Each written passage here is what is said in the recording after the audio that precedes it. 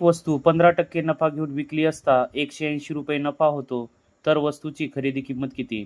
तर विद्यार्थी मित्रांनो, समजा वस्तूची खरेदी किंमत X रुपये आहे आणि या खरेदी किमतीच्या 15% नफा होतो, म्हणजेच 15/100.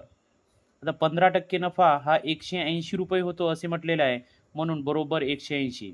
आता या ठिकाणी Xची किंमत काढून घेऊया. X बरोबर 180 गुणिला, आता बरोबर चिन्हाच्या उजवीकडे नेल्यानंतर 100/15 म्हणजे या अपूर्णांकाची गुणाकार व्यस्त संख्येने आपल्याला गुणावे लागेल.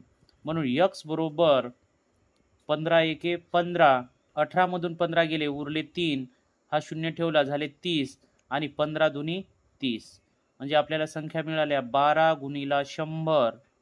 म्हणून X बरोबर 1200, म्हणजेच त्या वस्तूची खरेदी किंमत आहे 1200.